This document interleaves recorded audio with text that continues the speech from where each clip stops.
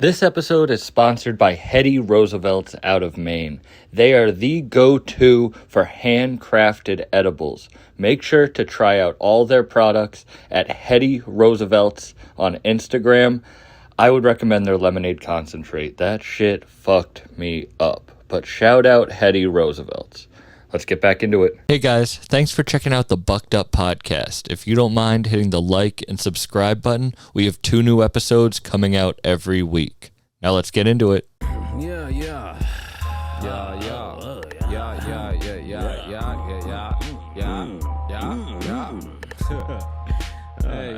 I do appreciate you making time for this.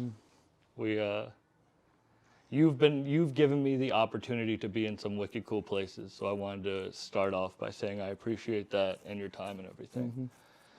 It was cool seeing you perform in Portland, Maine, though. I feel like that was your best performance. I was still sick, man. I'm fucking sick this whole fucking tour. I just now starting to feel better. Yeah? Mm-hmm. Do you feel like it's affecting your performance, or you said it was like Yeah, I mean, because you just don't have that much energy, but I just be pretty much spending the whole day to feel better. Then by the time I feel good enough to do the show, it's time to do the show. Then do the show, then back to feeling like shit for the next fucking 12 hours. Do you still enjoy tour life? Yeah, I mean, I haven't been touring in so long, so it's just good to be back out. It's just different now being all sober and shit. I guess it's easier, to be honest, because I was just making shit harder on myself. Haven't been nervous or anything, to be honest. So it kind of been easier. How long were you, like, fucked up for? What do you mean? Like, how long do you feel like it was, like, a problem? I mean, it just got worse during COVID, probably like everybody else. But Yeah. it's still, I mean, it was always bad, but COVID just amped everything up. Does it make you feel happier out of it? Yeah, definitely. I mean, it's just less stress. I mean, I thought, you think you're making shit easier, but just making shit harder, to be honest. Yeah. That is tough. We, like, do the, I do this, like, the short-term thing. Mm-hmm. But then it affects the long-term thing. Yeah. You don't think It's about, just like... quick fixes. It's like putting a Band-Aid over a gunshot wound. Yeah. You know what I'm saying? What pulled the cord for you? I mean, it been time for a long time. Just didn't know how to go about it. You know? What were your first steps? I mean, you always just asking for help, just seeking out the help, and just figuring out the process, what I gotta do to do the shit, you know? Yeah. And you said this the other day, you have to, like, want it yourself. Yeah, definitely. And that's something I want for a long time. You just don't know how to get out of that endless loop, you know? Yeah. Because getting fucked up, especially with drinking, you get that hangover, then it's like the hair of the dog situation. Have a drink to feel better, then you drink, and then, but you know what, you drunk again. Then it's just like an endless loop you can't get out of. And you want to enjoy what you're doing, and you want to celebrate it, but, like, I don't know. Someone said it to me like a surgeon doesn't get to, like, celebrate after a surgery. They just gotta, like... The next one. Exactly, they gotta go to bed, wake up that next day, and do that shit. I think, did the podcast affect that at all? Yeah, definitely, to be able to see it back. Yeah. So I can attribute a lot of that shit to that. It's tough for me to watch the podcast back when I'm fucked up, and I think that really affects me. Mm-hmm. It's tough for me to watch the podcast back at all. Yeah, I mean, that's how I am with music, though. Like, I make a song, I don't want to listen to that shit no more. Is it different with performing it? What do you mean? You don't want to listen to it, but you have to perform, like, the same songs every night. I mean, once you know it, you know it. So it ain't like I got to listen to it to learn it. It's just being a little rusty, do a couple rehearsals, then I'll be good. But you don't mind, like, those songs are ones that you're like, I don't mind listening to. Peggy songs? Any of them. You do solo songs, too. Yeah, but I don't listen to that shit. I mean, the Peggy ones I don't, because it's fairly new. So, and then, it's working with somebody else is kind of different, because, I might catch some of his bars, but I ain't catch them all. And sometimes listen to them back and be like, oh shit, this is what this nigga said, you know what I'm saying? Did you make that old album sober, or were you still... No, I was fucked up, the whole album. Is that weird, going back and performing that shit? No. Because it's still a part of the story, Yeah. I wanted to start off too by asking you about. I think it's one of the coolest stories you ever told me was about the Alchemist track, What about it? about how it came together, how you recorded that shit, which is very different than you now. But Oh, when I was off acid? yeah, with Liz. Yeah, I was just took a bunch of acid that day and pretty much just freestyled that shit. I ain't know really what I was doing. It just was like, we had beats and shit. I mean, Al had just sent me that pack. So we just going through them and then just one line turned to four, four turned to eight, eight turned to 16. Before I knew it, the song was done. It literally happened so quick. But yeah, I generally don't like fucking freestyling songs.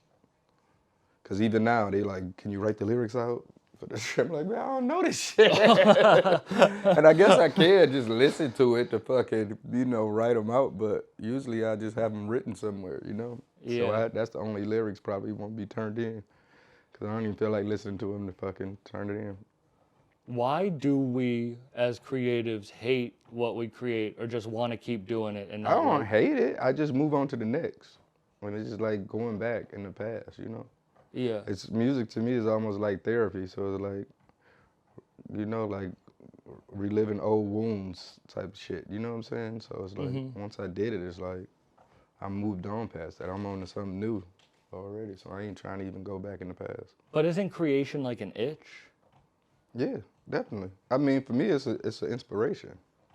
It got to start from an idea, from inspiration. I can't say I wake up with like the itch of like, I want to make some shit. I want to make some shit. It's more so living life, doing shit, and then before you know it, something inspires something to make you want to do some shit. You know what I'm saying? Yeah. But if you let it go too long, that's when the itch sets in. No, when I let it go too long, it's like a buildup, and then it starts to come out crazier. You know what I'm saying? Yeah. Like that's why I don't like fucking making music every day or, working on shit every day. I like trying to just living, and then it just eventually the bug, like you say, that itch or whatever comes, and then I probably work on some shit for a long ass time, but then I get a lot of shit done in that small window, Yeah. versus me just chipping at it every day. You know what I'm saying? Yeah. It's why you don't have like a ton of albums out, but you have a lot of material out, like how you can do the podcast too. Mm-hmm. It's not like you're focusing everything to burn yourself out on one. Yeah, and then I get inspired by different shit to do different shit. Like podcast is one thing, music is another thing. Producing, just a lot of different shit. You know what I'm saying? Yeah. Even with clothes and shit. Yeah. Just being yourself. Yeah, all of it is art to me in some sense. Do you not get like writer's block? Like, can you find your muse easily? I used to. I mean, I used to get writer's block all the time, but I feel like now it's just an excuse. I feel like if you writing something that's true to you, then it could never be a writer's block. You only get writer's block when you trying too hard to be something, trying to be dope, trying to write some ill shit. Like, damn, it's not ill enough. But if you always just rapping about what you're going through, or rapping about life, or you know what I'm saying, it can't be a writer's block because it's so much content from that. It's just all about finding that topic or finding that window. But I feel like you can write yourself out of a writer's block. Just do it. Yeah. You know what I'm saying? Because there'll be a lot of times I'll be like, I don't feel like writing, or I don't really feel like doing it, and that'd be my best shit. Yeah. You know what I'm saying? That's why you fuck with people like Certified Trapper. Because But you can tell they're just doing it. yeah, in that sense. I just like Certified Trapper because he's original. There ain't nobody like him. I think I get drawn to people that are not caught up in the trends or not, trying to make the Radiohead. He's just an expression of himself. So Like all the bruisers. yeah, for the most part. Like Z, like Wolf, like... How'd you first hear about Wolf? I got up on Wolf through Fat Ray. He did a song with Fat Ray, and then they performed at Bruiser Thanksgiving. That was my first time meeting him. And just kicking it with him, and I was just seeing he was a good person. Yeah, he's like a dad. I was like, shit, whatever you need me to do to help, I'm down to help. And we just started rocking ever since. Yeah, he's like... But I feel like you're like a good person. Like I feel like people's perception of you is probably different than who you really are. I mean, yeah. I mean, I let people see what I want them to see. Yeah. That's probably why a lot of times I used to be so fucked up because it was pretty much like putting a mask on, Yeah. you know, instead of letting people see the real me. But now I ain't got no choice, you know. Do you feel like you had to play into the like wild character? No, because that was a part of who I was. So it wasn't really necessarily a character, but But like it's a a time mask. and place for that shit too, though, you know. Hmm. It's probably a lot of times where I didn't need to have that character or whatever the fuck out, you know. Yeah. It's almost like the mask. Once you put it on, you can't put that motherfucker back type shit, you know. Do you feel like, I know you're not long into sobriety, but do you feel like you've been able to like find who the real you is again? I always knew who the real me was in that sense. Like I've lived enough.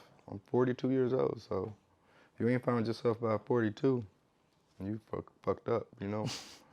But I always knew who it was. I just, you know, like I said, it was just an endless loop. I mean, a lot of people don't know why they get fucked up. I didn't know why. And then you got all this underlying trauma and so much shit you probably been through in your childhood and shit and just trying to escape shit. So once you get like therapy and see a psychiatrist and all that, for me the best was like a spiritual advisor doing that shit. So once you go through all that shit, then you realize where it come from and you able to, you know, solve the root of the problem. What did the spiritual advisor do? I mean, just pretty much just tapping into who you really are, because you can be who you want to be in that sense, but it's like who you really are, because everything you go through makes up who you are. And just talking to her, and then also just being able to have that spiritual awareness, you know, of believing in higher powers, and you know, because a lot of this shit, we don't really know how this shit happened, you know, us meeting, you don't know how it happened, but it's all a fucking timeline for everybody. You know what I'm saying? Yeah. Do you, all right, this is like a weird conspiracy I think about. You're talking about like childhood trauma. Mm-hmm. You know how everyone loves like nostalgia from their childhood? Like that's why all the remakes are coming out, everything. Yeah. I think it's because we are all very fucked up, and the only good things we remember are like the movies we enjoyed, or like going to Disney, or seeing like a Disney movie, you know? So they can bring that back to make you like enjoy your childhood, which you're actually hiding from the shit that actually happened. Mm-hmm. No, I can agree with that. I can see that. It's like a Disney adult. Yeah.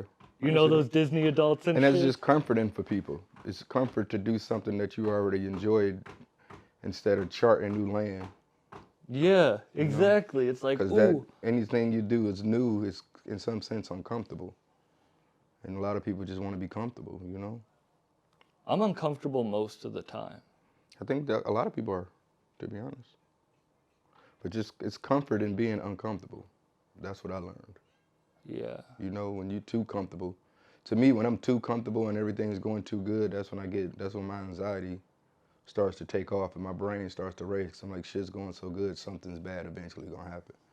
But if I'm always uncomfortable, I'm never being able to be set in my ways in some sense, because shit's always going on. So I feel like I'm able to not, you know, think so much about my problems and worrying about impending doom when I'm uncomfortable, because shit is always moving, you know? Mm-hmm. So I'm comfortable in being uncomfortable, to be honest. Yeah. Because when I'm moving, like when I'm pushing forward, I don't have to think about like Yeah. life or who I am. Yeah. It's like It's the when you- flow state. It's when you're comfortable and sitting back and thinking too much, you know? Yeah. And that's what COVID did. Yeah. Is made you have to, made one, not you, but made people have to sit back and really think about this shit. Mm-hmm. I started this over COVID because I was in such a dark place. I needed to just talk to people about like how they handled it, you know? And from that, I learned that everyone's uncomfortable. It's either you deal with it or you don't. Mm-hmm. Yeah. Do you still deal with the anxiety? Like, do you still feel that? Yeah, I was on a lot of medications and shit when I got out of rehab and shit. I pretty much just got off it now. But no, for the most part, man, it's just you know, it's like the serenity prayer, you know? What's the serenity prayer? So, grant me the serenity to accept the things I can't change, the courage to change the things I can, and the wisdom to know the difference. You know, so it's like a lot of shit you have no control over, so why fucking stress yourself out about it? You know? Everything's gonna happen for a reason. Some of the worst shit you possibly been through in your life at that time, you look back, you're like, that was fucked up, but then you realize how good it was for you. So I just never let myself get down on that kind of shit now, you know? Mm-hmm. How long into rehab did it take? Like, did you feel like, oh, I'm doing the right thing? When I first got there, I knew I was doing the right thing, but I guess for me to just be settled in and to have that feeling of I wish I'd done this shit a long time ago, maybe like 2 weeks. Because it wasn't as bad as I thought it would be, you know? Only thing I can compare it to is like going to jail. And it was not jail at all, you know? It was helpful. What was it like? Because I do think the connotations of it are bad when you think about like what rehab is. No, it was great, to be honest. I mean, you know, because you're around a lot of people that's going through fucked up shit, you know? And in some sense, I'm not trying to like, I mean, you know, where you be like, shit, I'm fucked up, but I ain't that fucked up, you know? Mm-hmm. Where you can see other people that's way worse off kind of shit. Not saying that gave me, you know, made me feel good or anything, but, you know, you see everybody struggling and on the path to try to get themselves right, so. And then it's just a support system in that sense, you know? Yeah. Being in the world and being in the streets with, you know, your homies or whatever, everybody's still doing their thing. It might be harder for you to be able to, you know, get yourself clean and shit. But when you're around a whole bunch of people that's trying to do the same thing you are, it was kind of encouraging. And then you're around people that been through it before, you know? So, I mean, I had fun, to be honest. Yeah. I mean, it was a good getaway. You were. How long were you in? I was in, it was a month. A month? Mm-hmm. Did people know who you were? Yeah. Is that tough? Up. Yeah, it was fucked up. But it was cool too, though. Because then it gave them the, you know, like, damn, this motherfucker here kind of thing. You know what I'm saying? Yeah. Like, so it was like.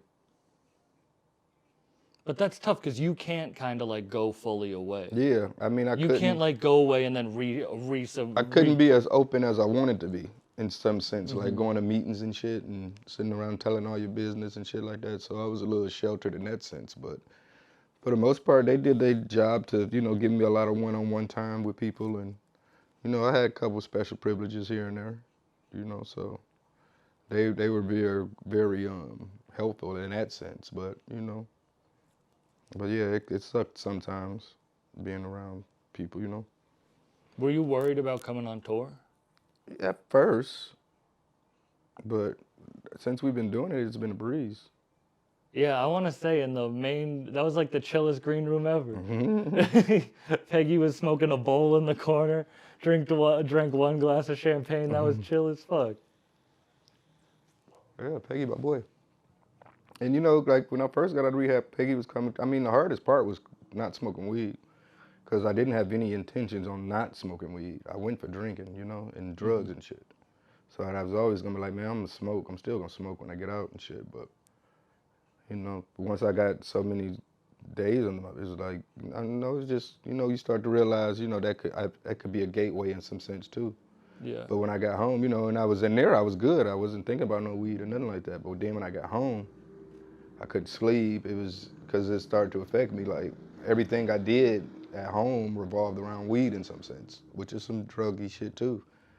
You know, like playing video games or even just making music. So it took me a while to fucking get my bearings back with just being able to do normal shit without smoking weed.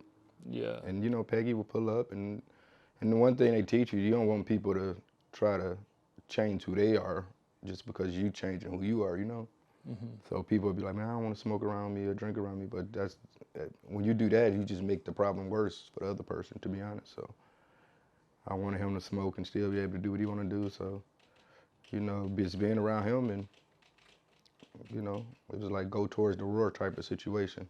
Because they teach you that, you know, like when lions hunt gazelles and shit, one will roar and the gazelle will run the opposite way of the roar and run into a pack. So they tell you like you gotta go towards the roar. Like be around motherfuckers drinking, be around motherfuckers smoking. You just, you know, because if you just not around it and escape from it and you do that for a long period of time, then finally when you're around it, you might slip up, you know? Yeah, So it's like being fresh out, you still fresh, you still new. So to just acclimate yourself to being around that shit. So Peggy was like, I would think I was probably home like 3 days, and Peggy pulled up and he was smoking and shit and all that. It was cool. who else were big supports for you? What do you mean? Like I mean, who? everybody around me was a big support. All my friends, family, shit like that, my girl. Yeah. I feel like going back to that thing, it's like depression, like when you're sad and you want to push everyone else away, but then it just makes you feel more alone. Definitely. But I wasn't like depressed or nothing after rehab. I was more happy than anything. Anything, all my depression and anxiety and shit, all that shit was drug induced, alcohol induced in some sense, Because it really had nothing to worry about. You just creating the problems for yourself doing that shit. How does it affect your creative output? I mean, you think it helps it, like drugs and shit and all that shit, but no, that shit is just in you if it's in you. I mean, since you came out, like, Yeah, it's been ramped up, to be honest. you got this whole Sky's making beats as we're doing this. You got a whole studio set up in this hotel room. Because now I need hobbies now.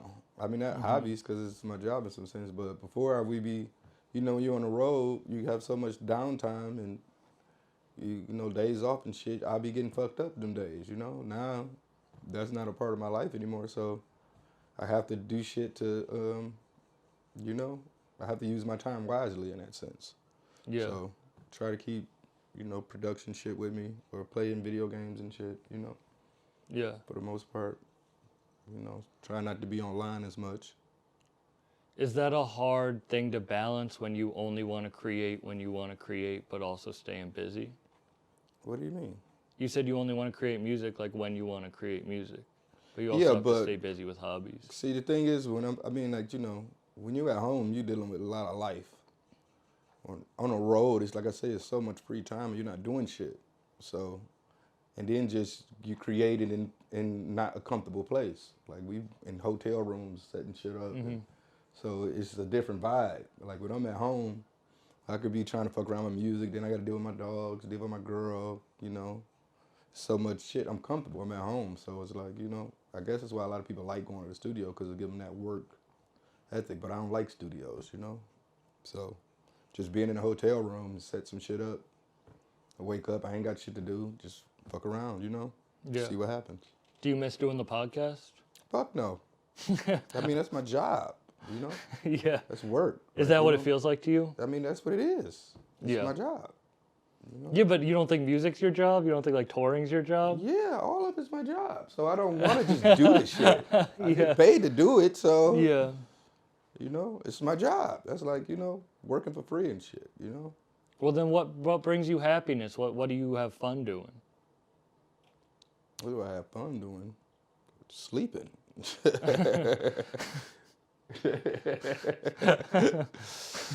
Yeah, I mean, at 42 years old, the party is over. The fun is over. I had my fun, so I'm not really concerned with having fun. You don't think you can have fun doing other shit, like finding I hobbies? have fun doing shows. I have fun making music. My job is fun. Yeah. You know what I'm saying? For the most part, but it's still a job. I mean, if you don't look at it as a job, then you're not going. You have to take it serious. Yeah. So, at the end of the day, I mean, my job, all that shit is fun for me. So that working is fun. In that sense, I'm lucky. A lot of people don't have that, where they love what they do. Some people got to get up, go to an office, or go fucking, do real hard labor. So all my hobbies became my jobs in that sense. But isn't that hard then? No, that's great. That's the American dream. But don't you want something that you can be off doing?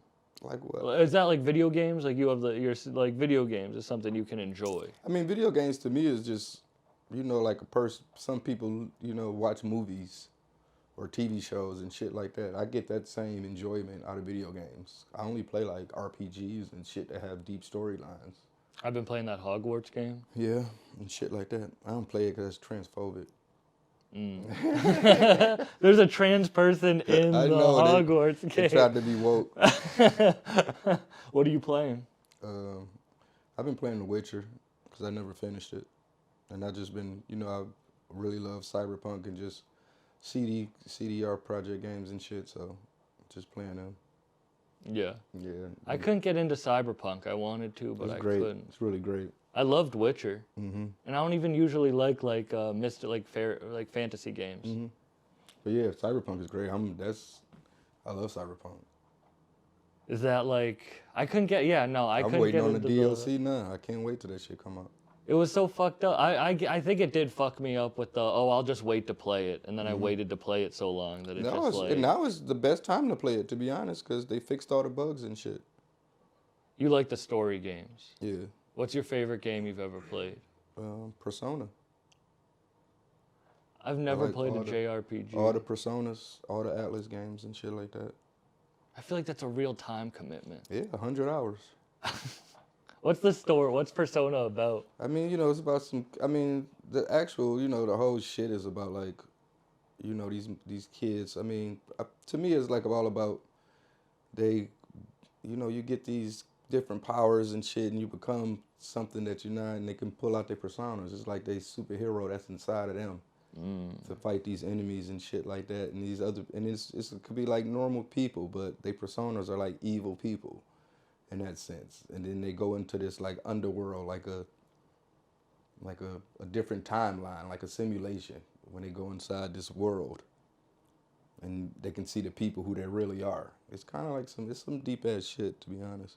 Yeah, see that now I fuck with it. Now I understand because that's what we were talking about. Yeah, Shit. and then they can create different personas and combine them to make other ones and shit like that. You know. Yeah.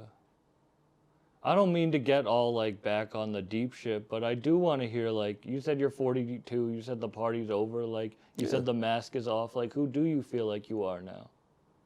I mean, I'm who I always was supposed to be without the drugs and hiding that shit, you know? A creative?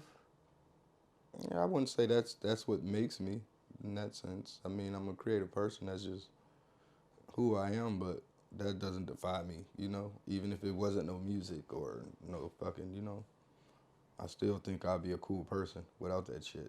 Because you're yourself. Yeah. I mean, I guess that's just the most part of it. It's just, a lot of people don't like who they are.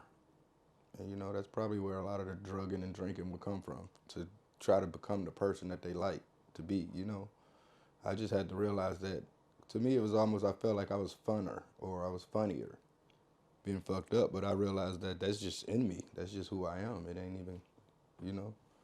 Yeah. High or sober, that's not gonna change, you know? Yeah, If anything, it just makes it bigger, and sometimes bigger ain't always better, you know?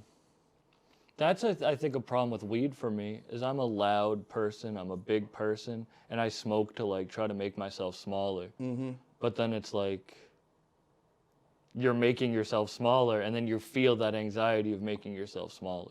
Yeah. All this weed's getting weird now. There's fentanyl in weed. Weed is too strong now. It's just getting Is too there weird. actually fentanyl in weed? That's what they say. Yeah, but I feel I like seen like a documentary of motherfuckers just fucking with the weed and shit. In You like know how Mexico and shit. But no, I think for me, weed was like, you know, when I was a teenager, smoke weed and laugh and joke and get the munchies and shit. Now this weed you smoke, motherfuckers just get quiet.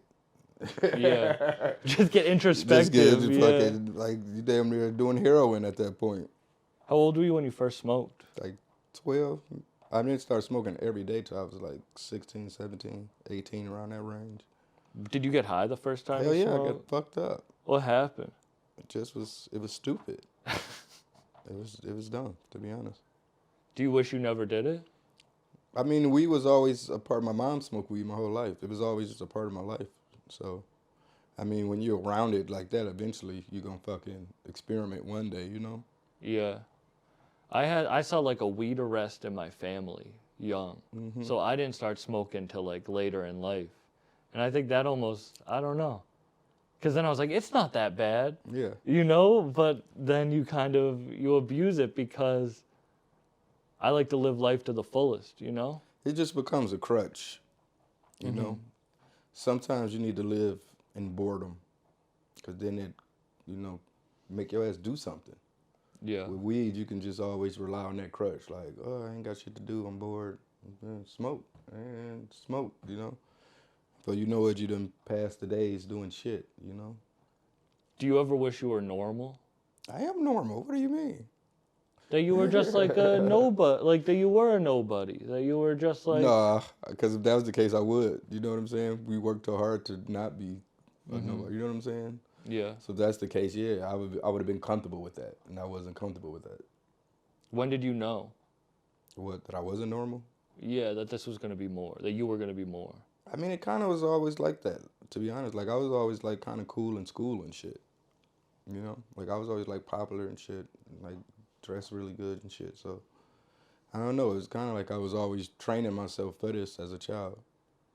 So, by the time it happened, even when, like, selling drugs and shit, you know? So, by the time it was almost like I wasn't doing anything that was new or getting attention the way I was getting it. It wasn't really like, you know, some people just, like, super nerds or just lames and shit, and then they become like this crazy celebrity or something. Then they just get the big head and go crazy. It never was like that to me. If anything, I was getting fucked up to not to try to just be normal. And that's, you know what I'm saying? Mm-hmm. Because I was cool as fuck sober. Yeah. I wouldn't sound like that, but it's the truth. But also that, like, you grinded longer than, like, you really committed. Yeah, but because it was nothing else. You're, It was all or nothing for me. Like, you know, yeah. like I wasn't going to be. Like, I wasn't comfortable with, like I said, I wasn't comfortable with just being normal. Like, in my 20s and shit, and not having no money and being fucked up, and that would make you normal. Because I couldn't do the shit I wanted to do. I couldn't wear the clothes I wanted to wear, so it was almost like, you know, sit this one out until you're able to get your shit together, and, you know. But you stuck with it. That's what, like, not for nothing, but, like, It was nothing. 30 was, you were 30, I mean, you know? not sticking with it is a part of my life. Like, it was nothing to stick with. It's who I am. Without all this shit, I still would be rapping and doing music and shit, you know?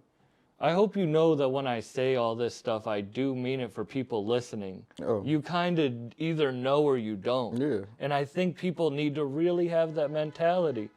I'm fucking... I mean, I wouldn't tell people, you know how some people be telling people, like, quit your job and go all in, you know? I wouldn't say that, you know? Because at the end of the day, it's almost like one of those kind of things where it's like, if all you want out of this shit is money, you'll never get money out of this shit, you know? For me, it was always just a desire to learn as much as possible and get better as I possibly can, you know, be the best version of myself musically as I possibly can. So to me, I always just looked at it like, as long as I know I'm doing something good, I'm getting better, and eventually the people will listen and everything else will catch up with itself. So, you know? Yeah. But So, you knew. You knew that. yeah, as a fan. Like, a lot of people don't really love what they do. You know, I really love rap. I would walk miles just to get a Source magazine, you know? I would walk miles just to buy a new tape, you know? A lot of people don't have that same drive in it. So I love it. It's a part of it was a lifestyle. It's a lifestyle for me more so than it is, you know, a monetary gain, you know? So like I said, without money or without it, I would still be doing it regardless to what. Yeah. I mean, I feel that... So like you said, when you like stick with it, it was nothing to I can't stick. It's just a part of my life. I'm going to do it regardless, you know? Yeah. Sticking with it is like, man, I'm doing it for this. If I don't make no money out of it, if nothing happened around this time, no quit. Like, it wasn't no quitting for me. You know what I'm saying? It's not a quit in me with that shit, you know? But I think that's a hard thing for people to realize, that that's what you need. I mean, it just was in me. Like, I never learned how to rap. I never had the conversation with myself of like, I'm going to be a rapper. I'm going to try to be a rapper, you know? When did that happen? I never had that conversation with myself. No, oh, yeah, but when did you, like, what was that moment that your brain clicked on? I was like, I'm going to just do this shit. I mean, first time I rapped was in kindergarten, and just seeing the attention I got from it, and just having the support of people being like, damn, you're actually good. Mm-hmm. And my family, like, even like, my dad always bought me the newest CDs or tapes that came out, like shit I didn't even know, like, you know. I mean, I have fairly young parents, so I think that has a lot to do with it, you know? Yeah. So, always just trying to buy me, like, little studio equipment and shit like that, you know? So, it was like I had supportive parents in that sense.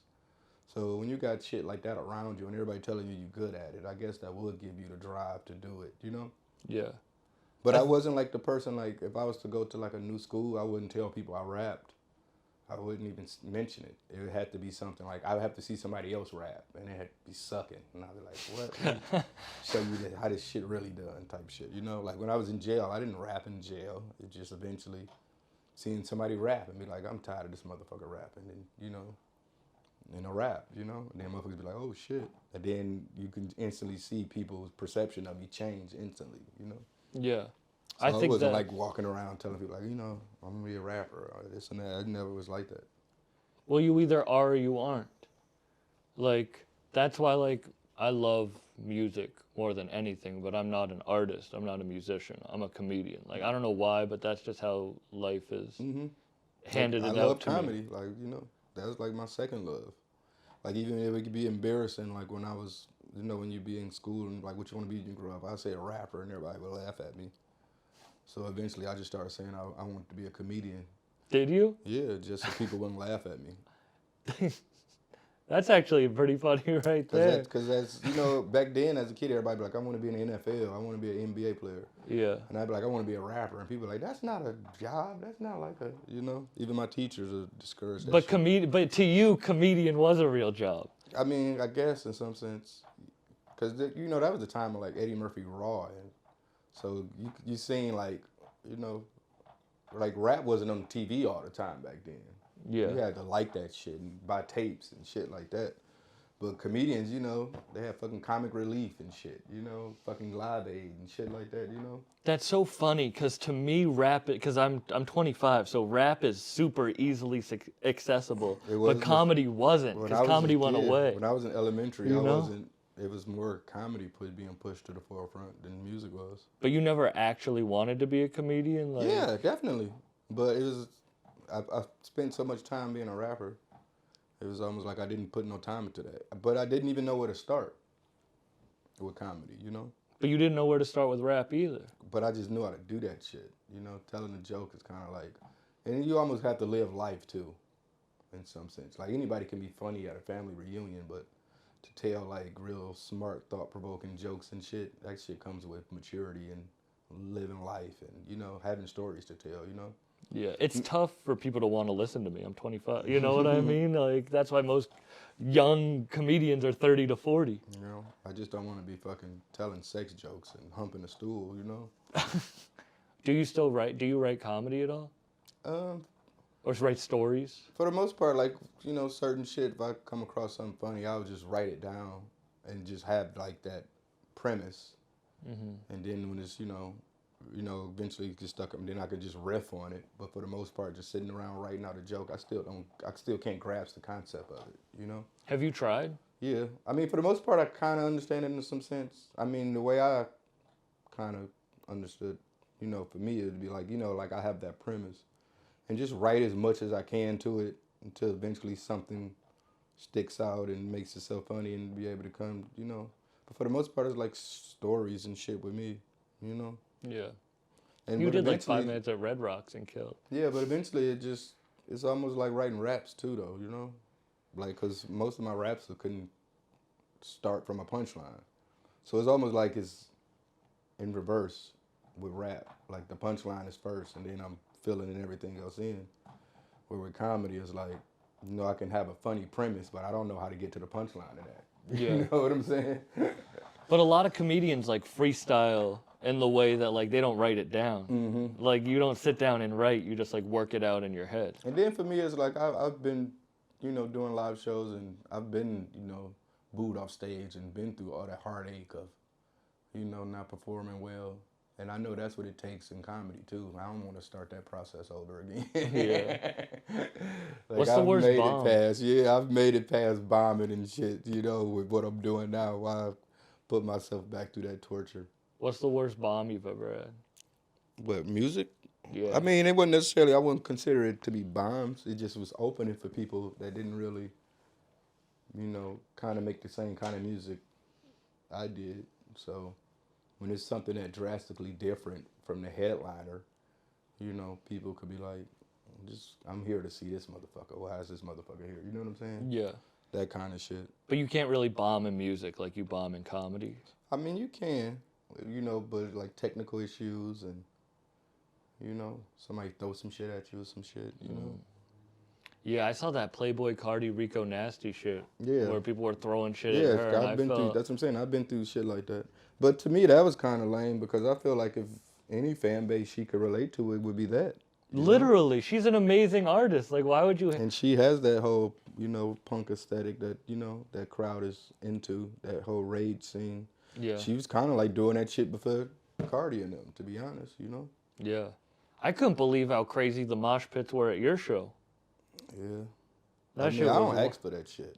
You know? No, you're not like, open up the pit. Yeah, You're not like... shit. That's lame to me when people do that. Because a lot of people, music, I mean, the music gonna make people do what they want to do. So I feel like if the music calls for that, then people would do it. You know, you telling people to open up the pit, then you doing some fucking auto-tune song. I love Babytron, but I don't. Why are you moshing to Babytron music? That's not mosh pit music. That's not mosh pit music. My dad was like a death metal guy, so like he would bring me to concerts that it would literally be like. I think the kids they just think that's what a turned up show is. Mm-hmm. And it started with Our Future when you think about it, and Our Future got it from Trash Talk, you know. Yeah. So it's like, you know, and you got to think these kids grew up seeing that, so they think that's what a turned up show is. To me, a turned up show is the motherfucker that can perform a slow ass song, and the crowd is just, you got their undivided attention. Like, they don't care what you do, they locked in. You know, a motherfucker jumping around and they ain't even paying attention to the show. It's like they having their own show inside of your show. Yeah. You know? Who are the best performers you've seen? Mm. Doesn't have to be rap. I mean, it probably wouldn't be rap, to be honest. Yeah. Well, that's a hard one. P Money was one of the best shows I ever seen. Yeah. Who's a grime artist from the UK. I seen him like years ago, and I was a fan of him before I saw him, but seeing him live, he blew my fucking mind. So yeah, I would say that one of the best rap shows I seen was P Money. Wow. Mm-hmm. And that's not even like a super known. I mean, I guess in the UK he is. Yeah. Yeah. But he was just up there. They was just running beats, and he was just bodying them. It wasn't even like he was taking a breath. You know, but I watched like a lot of old live footage of shows and shit, so I can say, you know, I've seen a lot of good shows. Right now, I'm really into this band called the Bobby Lees. The Bobby Lees? No relation to the comedian? Nah. What's up with the Bobby Lees? I love watching their shows on YouTube. They're dope as fuck. What are they like? I can compare it to like some garage rock type shit, almost like the Stripes in some sense, but okay. You know, the lead singer writes incredible songs, very heady, very like thought-provoking shit, and I just love bands where every musician is top tier. Like, you can't pick who you like the best. Like, the drummer is top tier, the bass is top tier, the guitar is the lead. You know what I'm saying? The songwriting is top tier. So you can always go back and listen to those songs and figure out what you want to pay attention to. So it always requires multiple listens. Like, I'm just gonna listen to the bass line this time. I'm just gonna listen to the, you know what I'm saying? And when I do that with their music, every one is just fucking crazy. And I'm really into Naya Archives, who's like the queen of jungle right now. I watch her Boiler Room sets a lot. I like that, getting real inspired off that shit. It's funny, like I feel like rap is like comedy where it's one person, but like a band is like a comedy movie, you know, where it's like you have all the creative juices all together. Mm-hmm. But yeah, I would say I would say right now I want to see those guys live, Now Archives and Bobby Lees. You ever played with a live band? Yeah, we did it on this tour. We're doing it in New York. Oh, really? Yeah. Damn. How many pieces? I think there's a keyboardist, drummer, bassist, lead guitar. Are you going to make another project? What do you mean? With Peggy? I mean, I hope so. Yeah. I mean, it'd been great to been working on some shit now, but he's been so busy, like, because even on the days off, he has festival shows and shit, so just really hasn't really got no time in, but yeah, if whenever he's ready, I'm ready. Do you feel that itch now to create, or are you in off time? I would say Like I said, it's not necessarily a itch for the most part. I mean, it's just now being sober and shit. Like I say, it seems like I got more time in the day than I did before, and you just can't sit around doing nothing. Like I get guilty. I feel guilty. Like before, I would just smoke a blunt, have a drink or something, you know. But now I feel guilty when I'm just sitting around not doing nothing, you know. Yeah. And you do that to alleviate that guilt. Because Yeah. you're like, at least I'm doing something. Yeah. At least I'll take some So time. now, even if it's, I don't even have to necessarily have the intentions on um, making music, or like I can sit down in front of the drum machine, maybe come up with a melody or something. I don't got to finish the beat now. At least I just did something. But for the most part, man, even when I'm not inspired in that sense, I like to study. Like I would just go and look at old sets, or go through lists of like, Study yourself. study other musicians, or you know, now reading has become a big thing, you know. So, reading and shit. I mean, a lot of audio books and shit too. What type? Uh, More so, I've been reading like this Greek mythology book.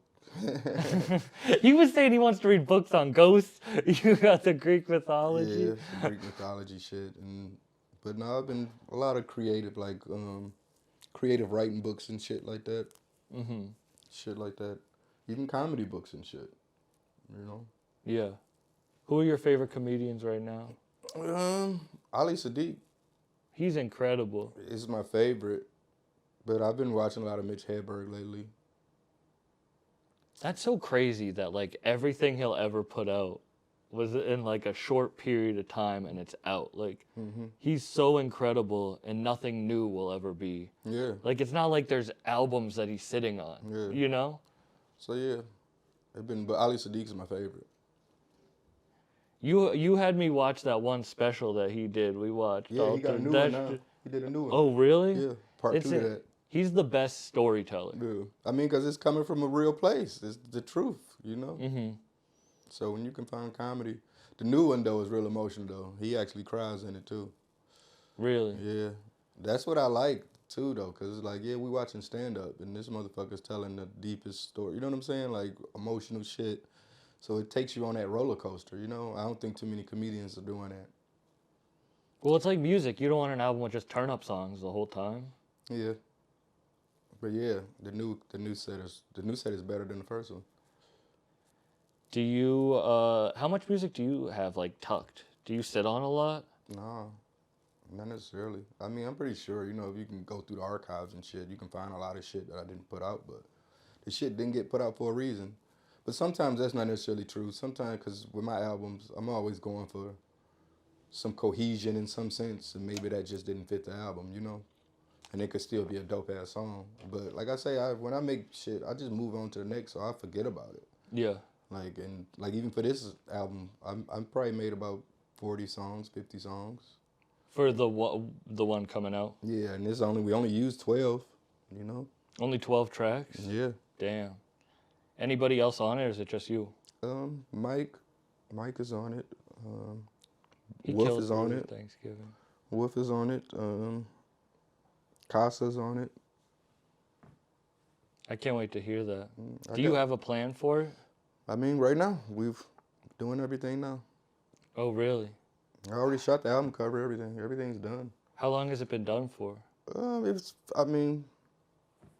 Still new. Yeah.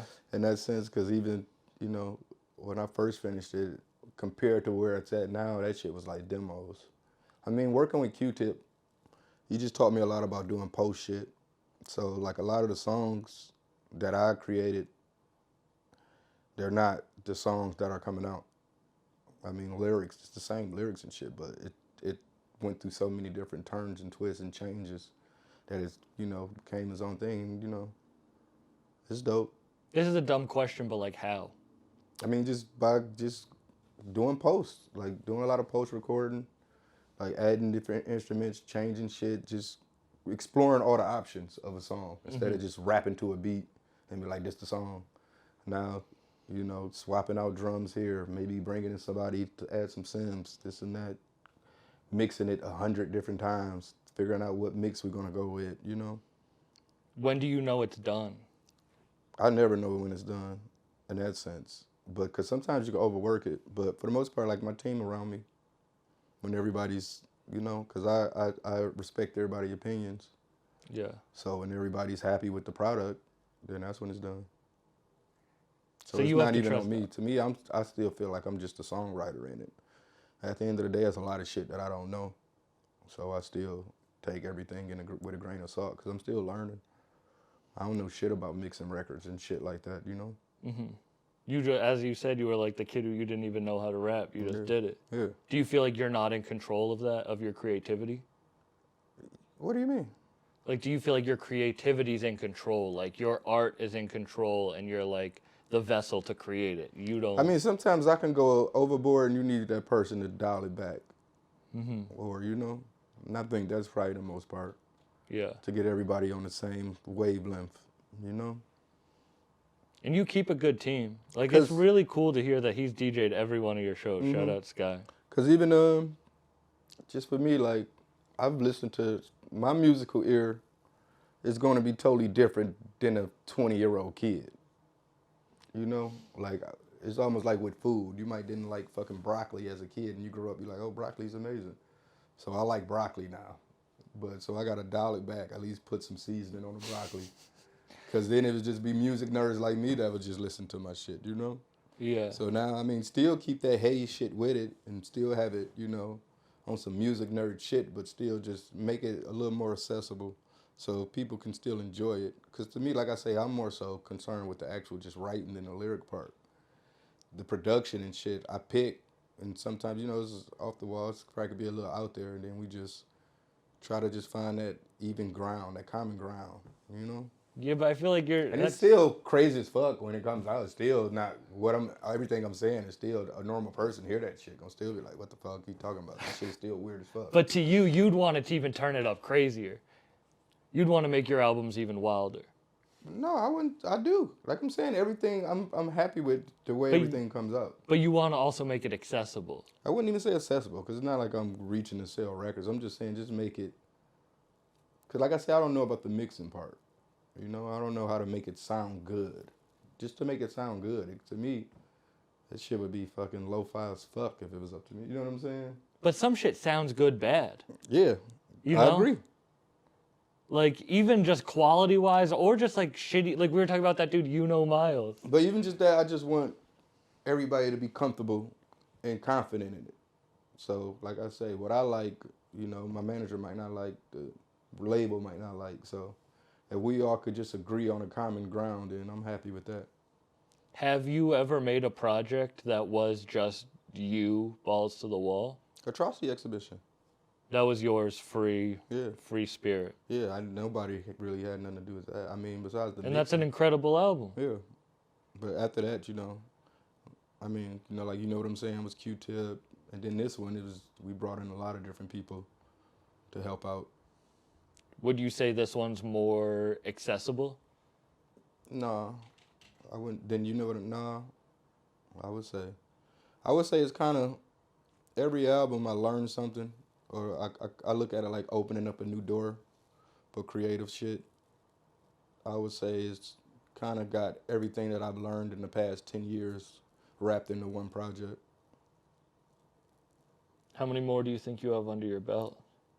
Albums? Yeah. How many more albums do I got? Till I die. I don't know if you're on some Tarantino shit. No. Like, you're doing 10 and you're out. No, you know? it ain't no me. This ain't no me. This is a God-given talent. So it's when God says it's done. I don't own it. I'm just a vessel, you know?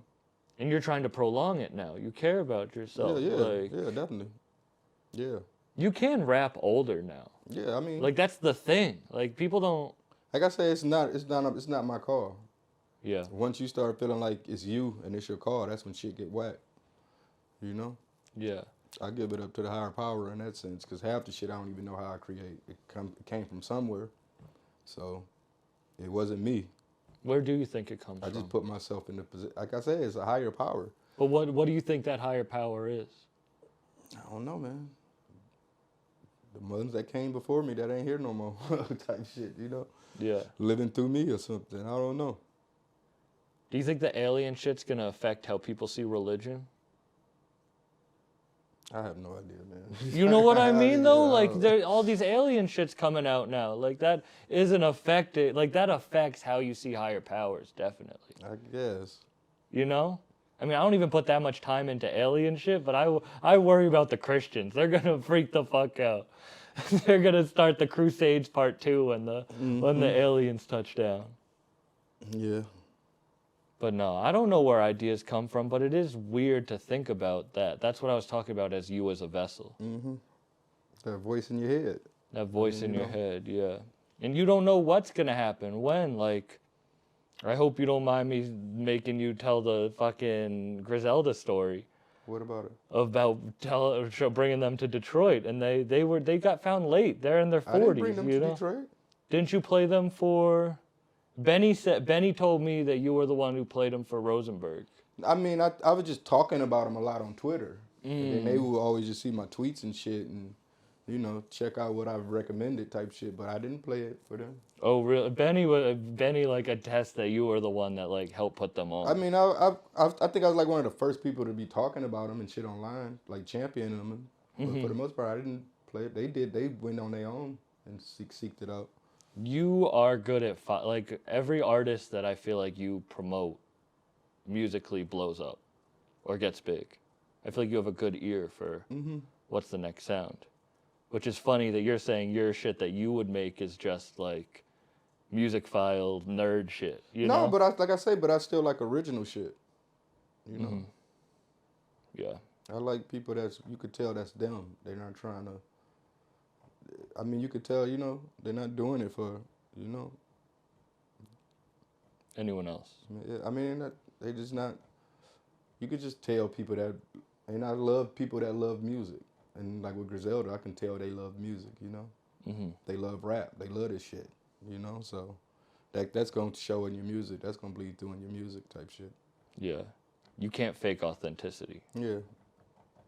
But I was telling, I don't know though, I was telling people about him a lot. Like I'd be around like, I remember I always was Elliot Wilson. Every time I see him, I'd be like, why the fuck y'all ain't talking about Griselda? Like, y'all always talking about how New York rap and this and that, and but y'all ain't championing him. So it's good to see that, you know, people have taken notice and you know, giving them their props and shit now.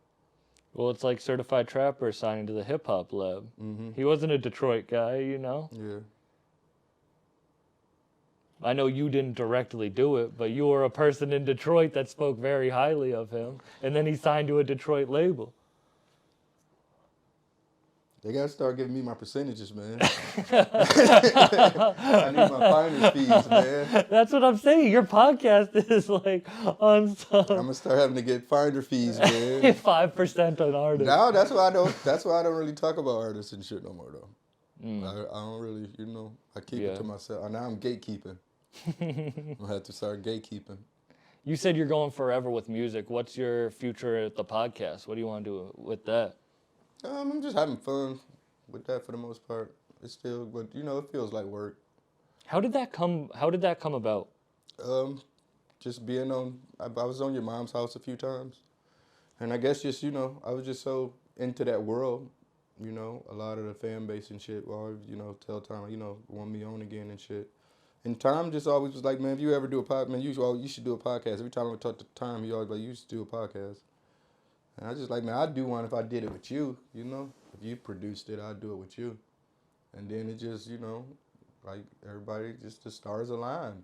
At the time, I was looking to get out of Detroit.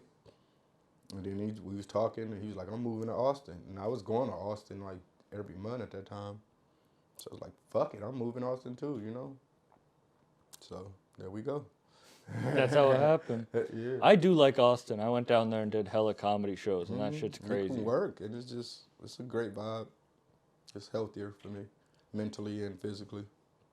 But anyway, I really do appreciate your time. I appreciate everything that you've brother. done for me. I learned to play drums to 30. Like I made my drum teacher write out the music and the beats, and I learned to play drums to that shit. Crazy. So it's a real honor, for real. Dope. Thank you, man, and thanks everyone listening. Peace. Yeah.